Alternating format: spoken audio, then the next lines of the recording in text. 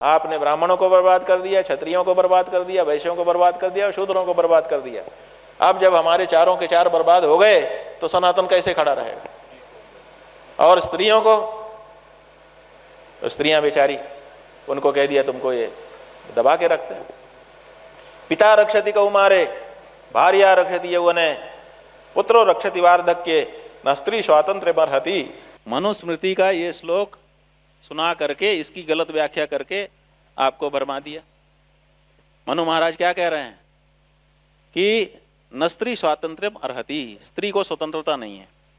जब वो बच्ची होगी तो पिता उसकी रक्षा करेगा, जब वो बड़ी होगी तो पति उसकी रक्षा करेगा, जब वो वृद्ध हो जाएगी तो पुत्र उसकी रक्षा करेगा, कभी भी स्वतंत्र नहीं रहेगी। तो अब हमको बताओ कि अगर हम तो ये कह रहे हैं कि ये व्याख्या ये है कि कभी भी स्त्री को अपनी आजीविका की स्वतंत्रता नहीं रहेगी, वो खुद नहीं कमाएगी। उसको जब वो छोटी है पिता कमा के खिलाएगा, जब वो पत्नी हो जाएगी तो पति कमा के खिलाएगा, जब वो वृद्ध हो जाएगी तो बेटा कमा के खिलाएगा, कभी भी उसको खुद कमाने की नौबत नहीं आएगी। मनु महाराज ये कह रहे हैं कि न स्त्री स्वातंत्र्य मरहति, माने आर्थिक स्वतंत्रता उसको कभी नहीं दी जाएगी कि खुद कमाओ खुद खाओ। वो सदा जैसे राजा खुद कुछ नहीं करता है, दूसरे लोग उसके लिए सब कुछ करते हैं, ऐसे ही हमारे घर की हमारी माँ, हमारी बहन, हमारी पत्नी हमारे घर की रानी है। वो हमारा दायित्व है कि हम उसको कमाएं, खिलाएं, उसको पहनाएं, उड़ाएं, और जब कोई उसके ऊपर आक्रमण करे तो उसकी रक्षा करने के लिए अर्दली बन के खड़े हो जाएं। इसमें क्या गलत है? इतना बड़ा ओहदा किस देश में, किस संस्कृति ने, किस सभ्यता ने, किस तथाकथित धर्म ने दी है? ये हमने दी है।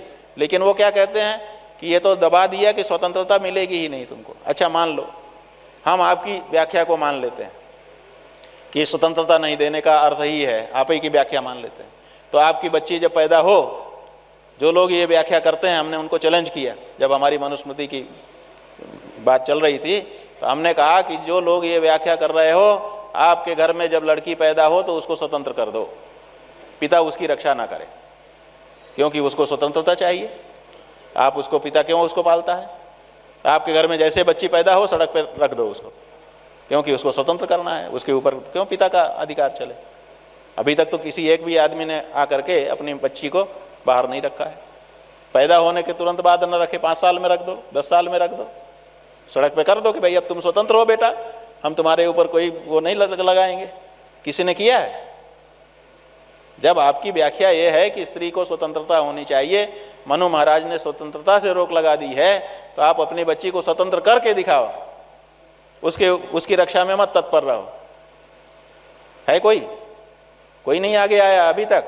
इसका मतलब कि तुम्हारी व्याख्या गलत है और हमारी व्याख्या एकदम सही है कि जब कन्या रहती है तो पिता रक्षा करता है, जब पत्नी हो जाती है तो पति रक्षा करता है, और वृद्धावस्था में जैसे हमारे संदीप जी हैं माता के सेवा में संलग्न रहेंगे।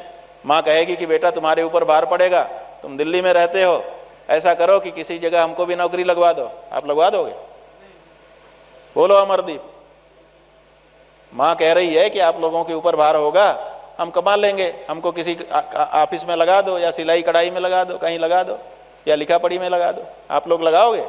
आप लोग कहोगे माँ फिर हमारा रहना बेकार है, हम हैं ना, तुम्हें क्यों चिंता करनी है, तुम खाओ, तुम करो खर्चा, जो दान पुण्य करना है करो, हम तुमको जब तक जुटा पा रहे हैं तब तक जुटाएंगे, जब ना जुटा पाए तब की बात अलग है। यही ना कहोगे आप? इसका मतलब है कि मनु महाराज कह रहे हैं कि कभी भी स्त्री को कमाने खाने की समस्या में नहीं डालना है। वो रानी बन के रही है, रानी बन के रहेगी। जो घर के पुरुष हैं उनकी जिम्मेदारी है कि उसके लिए खाना पीना श्रृंगार पटार सब इकट्ठा करके दें, और अगर कोई आक्रमण करे तो उसकी रक्षा करें। मनु महाराज सही हैं कि ये लोग सही हैं? कहना पड़ेगा। तो ये गलत व्याख्याएं हो रही हैं बंधुओं।